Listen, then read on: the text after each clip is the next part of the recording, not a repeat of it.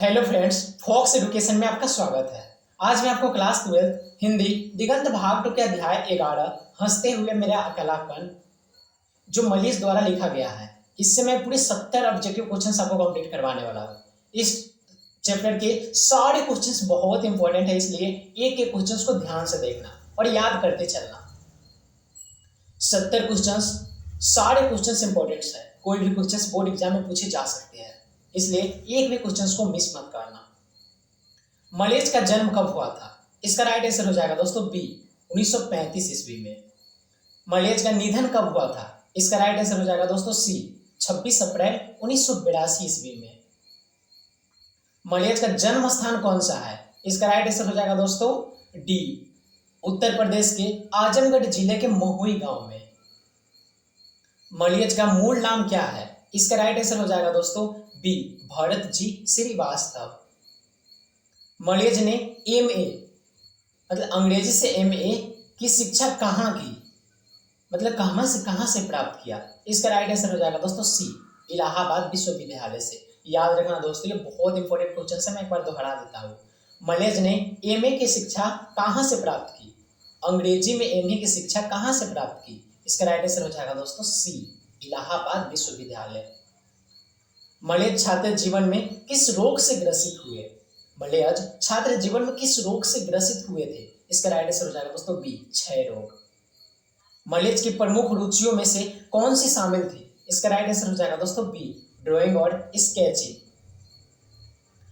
मलेज ने किस कविता का विशेषांक संपादित किया है? इसका राइट आंसर हो जाएगा दोस्तों डी, लहर। मलेज की सर्जनात्मक गढ़ कृति कौन सी है? इसका राइट आंसर हो जाएगा दोस्तों हंसते हुए मेरा अकेलापन। ये सर्जनात्मक गढ़ कृति है। मलेज की डायरी लेखन की शुरुआत कब की थी? मलेज की डायरी लेखन की शुरुआत कब हुई थी? इसका राइट आंसर हो जाएगा दोस्तों बी, 15 जनवरी 1951 से इन्होंने स्टार्ट किया था डायरी लिखना। और कब तक किया था? 1982 तक। हंसते हुए मेरा अकेलापन किस विद्या की रचना है? हंसते हुए मेरा अकेलापन यह एक डायरी है दोस्तों, ये कहानी कविता नाटक नहीं, यह एक डायरी है। आप लोगों में से कितने लोग डायरी लिखते हैं? मुझे नहीं लगता कि शायद कोई आप लोग लिखते होंगे। हाँ, वैसे स्टूडेंट लाइफ में उतना ज़्यादा टाइम नहीं मिलता है। हंसते हुए मेरा अकेलापन के लेखक कौन है? इसका राइट आंसर हो जाएगा दोस्तों बी, मलेज। मलेज का जन्म किस वर्ष हुआ था? 1935 ईस्वी में। दोस्तों मैं क्वेश्चन दोहरा रहा हूँ क्योंकि ये क्वेश्चन आपको अच्छे से याद हो जाए। मलेज का निधन कब हुआ था? इसका राइट आंसर हो जाएगा दोस्तों 26 अप्रैल 1982 को। यार ये दोनों क्वेश्चन सेम ही हो गया क्या? ये दोनों इसका राइट आंसर हो जाएगा दोस्तों 26 अप्रैल 1982 को। मलेज का जन्म स्थान कौन सा है? उत्तर प्रदेश के आजमगढ़ जिले के मधु गांव में। मलेज के पिता का नाम क्या था? भगवती श्रीवास्तव। याद रखना दोस्तों, ये क्वेश्चंस मुझे याद नहीं आ रहा, 17 या 18 में शायद बोर्ड एग्जाम में पूछा गया था। मलेज ने एमए किस विषय से किया था? अभी मैंने ऊपर बताया दोस्तों, अंग्रेजी से किया था। एमए किस विषय से किया था? अंग्रेजी से। और किस विश्वविद्यालय से किया था? इलाहाबाद विश्वविद्यालय से। मलेज ने एमए किस विश्वविद्यालय से किया था? एमए किस विश्वविद्यालय से किया था? इसका राइट आंसर हो जाएगा दोस्तों लखनऊ विश्वविद्यालय से। दोस्तों सॉरी दोस्तों, इसका राइट आंसर हो जाएगा मतलब इलाहाबाद विश्वविद्यालय से अंग्रेजी में एमए किया था इन्होंने। सॉरी दोस्तों।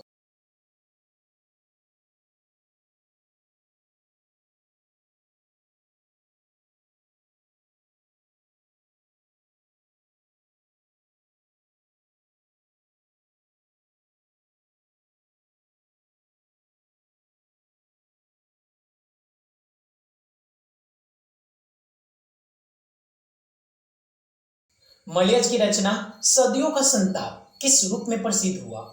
यह एक कविता संग्रह है दोस्तों। हंसते हुए मेरा अकेलापन के पर मुख्य रूप से किसका अनुभव मिलता है? हंसते हुए मेरा अकेलापन में मुख्य रूप से किसका अनुभव मिलता है? लेखक की आत्मानुभव का, यानी उसकी अपने अंदर के अनुभव का। डायरी लेखन के लिए कैसी होती है? डायरी लेखन के लिए होती है आत्मसंवाद का माध्यम। मलेज के अनुसार डायरी में क्या दर्ज होता है? जीवन की अनुभूति और विचार। इसका राइट आंसर सी हो जाएगा दोस्तों। डायरी लेखन में लेखक किसके प्रति अधिक ईमानदार रहता है? इसका राइट आंसर हो जाएगा दोस्तों सी, स्वयं के प्रति। मलेज के अनुसार एक कला के लिए एक सॉरी दोस्तों मलेज के अनुसार एक कलाकार के लिए क्या आवश्यक है? इसका राइट आंसर हो जाएगा दोस्तों सी, आग होना और स्वयं ठंडा रहना। आग होना यानी अपने अंदर की मतलब आंतरिक भाव से ठंडा रहना, लेकिन अपने काम के व्यू से आग होना। यानी कभी कभी ऐसा होता है ना दोस्तों कि हम बाहर से ऐसा जोश दिखाते हैं कि जिससे मतलब सारे लोग अधिक मतलब मोटिवेट होकर के काम करने लगते हैं, लेकिन हम अंदर से ठंडे रहते हैं, लेकिन बाहर से जोश वाली आवाज निकालते हैं कि नहीं मुझे ये करना ही चाहिए, लेकिन मैं खुद बैठे रहते हैं। इसलिए इसका राइट आंसर हो जाएगा दोस्तों सी। आग किसका प्रतीक है? आग किसका प्रतीक है? रचनात्मक ऊर्जा का। हाँ दोस्तों, जो आंतरिक ऊर्जा होता है ना, रचनात्मक ऊर्जा, उसका प्रतीक है। मतलब कलाकार के भीतर आग और स्वयं ठंडा होने का असाय है, रचनात्मक ऊर्जा के साथ संयम होना चाहिए। इसका राइट आंसर बी हो जाएगा दोस्तों। मलेज के अनुसार आदमी यथार्थ को जीतना ही नहीं, यथार्थ को रचता भी है। इसमें किस बात पर बल दिया गया है? मनुष्य की सृजनात्मक शक्ति पर दोस्तों। मलियज के अनुसार आदमी यथार्थ को जीतता ही नहीं, यथार्थ को रचता भी है। इसमें किस बात पर बल दिया गया है? मनुष्य की सृजनात्मक क्षमता पर दोस्तों। इसका राइट आंसर बी हो जाएगा। यथार्थ को रचना किस प्रकार का कर्म है? यथार्थ को रचना किस प्रकार का कर्म है? यह एक दोस्तों सामाजिक अपराध, धार्मिक कर्म, नैतिक कर्म, आर्थिक कर्म। इसका राइट आंसर हो जाएगा दोस्तों सी, सामाजिक अपराध हो जाएगा दोस्तों। मलियज के अनुसार संसार में संपूर्णता क्या है? संचार में संपूर्णता है दोस्तों एक रचनात्मक कर्म दोस्तों। इस कर्म के बिना मानवता अधूरी है। में कर्म किसके लिए प्रयुक्त है? इसका राइट आंसर हो जाएगा दोस्तों सी, रचनात्मक कर्म। मलियज के अनुसार रचना और भोगने का संबंध कैसा है? इसका राइट आंसर हो जाएगा दोस्तों दोनों एक दूसरे से जुड़े होते हैं। मलियज के अनुसार रचना और भोगना दोनों एक दूसरे से जुड़े होते हैं दोस्तों। इसका राइट आंसर हो जाएगा बी, अलग बिल्कुल भी नहीं होते हैं। रचने और भोगने का रिश्ता एक द्वंद्वात्मक रिश्ता है। यह कथन किससे संबंधित है? रचना और जीवन से दोस्तों। इसका राइट आंसर सी हो जाएगा दोस्तों। डायरी लेखन में शब्द और अर्थ के बीच कैसे दूरी रहती है? इसका राइट आंसर हो जाएगा दोस्तों डायरी लेखन में शब्द और अर्थ के बीच कैसे दूरी रहती है? इसका राइट आंसर हो जाएगा दोस्तों बी, बहुत कम दूरी रहती है लेखक के अनुसार। आगे भी इससे संबंधित क्वेश्चन आपको मिलेंगे। डायरी में शब्द और अर्थ के बीच डायरी में शब्द और अर्थ के बीच मतलब तटस्थता क्यों कम होती है? मैंने बोला ना आगे भी क्वेश्चन मिलेंगे। इसका राइट आंसर हो जाएगा दोस्तों बी, डायरी आत्मानुभव से जुड़ी होती है। डायरी आत्मानुभव से जुड़ी होती है, लेकिन आपकी आंतरिक अनुभव से जुड़ी होती है। आप अपने दिल के बात उसमें लिखते हो, इसलिए दोस्तों उसके बीच की दूरी कम होती है। मलेज की डायरी किस प्रकार की अभिव्यक्ति है? इसका राइट आंसर हो जाएगा दोस्तों बी, आत्मपरक है। यह काल्पनिक, हास्य, पैरिक और वैज्ञानिक नहीं है। डायरी मेरे लिए एक बहुत बड़ा साक्षी है। इसमें साक्षी किसका प्रतीक है? इसमें साक्षी किसका प्रतीक है? लेखक के जीवन का दोस्तों। इसका राइट आंसर बी हो जाएगा। मलेज ने डायरी लिखना कब शुरू किया? इसका राइट आंसर हो जाएगा दोस्तों सी, 15 जनवरी 1951 को। और कब तक ले लिखा? शायद 30 अप्रैल 1982 तक ले लिखा दोस्तों। मलेज ने डायरी कब तक जारी किया? मलेज ने डायरी लेखन कब तक जारी किया? सॉरी दोस्तों 9 अप्रैल 1982 तक होगा दोस्तों, मैंने 30 अप्रैल बोल दिया आपको। इसका राइट आंसर होगा दोस्तों ये 1 जनवरी 1951 से स्टार्ट किया, 9 अप्रैल 1982 तक। ये बहुत इंपॉर्टेंट क्वेश्चन है दोस्तों, इसे ध्यान में रखना। मलेज की डायरी लगभग कितने वर्षों के जीवन को समेटती है? 32 वर्षों के दोस्तों। इसका राइट आंसर हो जाएगा सी। 14 जुलाई 1956 की डायरी में किस ऋतु का वर्णन किया गया है? इसका राइट आंसर हो जाएगा दोस्तों सी, वर्षा ऋतु का दोस्तों। उसमें बारिश हो रही थी। 14 जुलाई 1956 की डायरी में लेखन किस बातों से प्रभावित दिखाई देता है? बादल और बारिश से। वाह दोस्तों, बादल और बारिश, क्या सुकून वाली नज़ारा रहता होगा ना दोस्तों। पता है दोस्तों, मेरा मतलब बारिश है ना, मेरा फेवरेट है। हो सकता है आप लोगों में से भी कोई ऐसा इंसान होगा उसे फेवरेट हो, लेकिन मेरा मानना है कि यार कौन ऐसा इंसान होगा जिससे बारिश अच्छा नहीं लगता होगा। खूब घना और खूब सफेद किसका वर्णन है? खूब घना और खूब सफेद किसका वर्णन है? कोहरे का दोस्तों। खूब घना और खूब सफेद कोहरे का। कोहरे किसको बोलते हैं दोस्तों? पता है, जो ठंड में वो जो उजे उजे लग जाता है, हमें आगे की कोई चीज दिखाई नहीं देती है। कुमाऊं गैलरी किससे संबंधित है? कैलेंडर से दोस्तों। कुमाऊं गैलरी कैलेंडर से संबंधित है दोस्तों। मलेच को किस दृष्टि में कुम्हलाए फूल दिखाई देते हैं?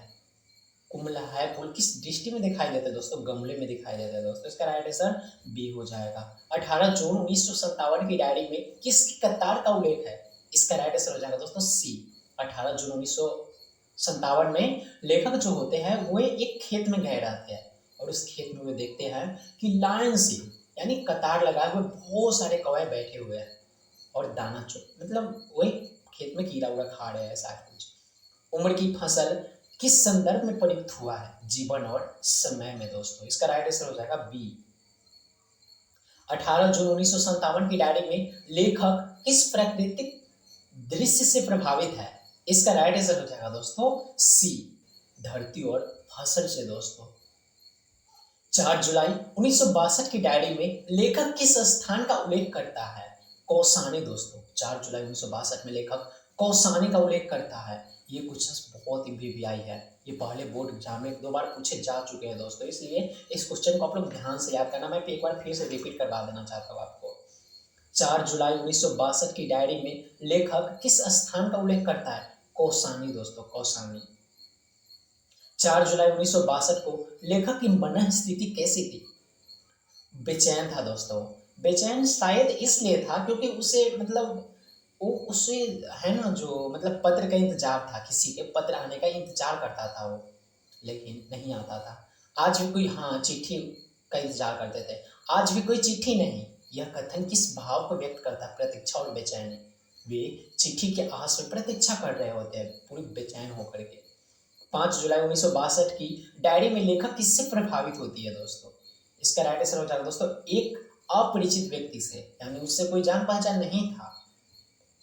मलेच के अनुसार लेखक के चेहरे पर क्या दिखाई देता है? इसका राइट आंसर हो जाएगा दोस्तों सी, सॉरी दोस्तों ए, भय।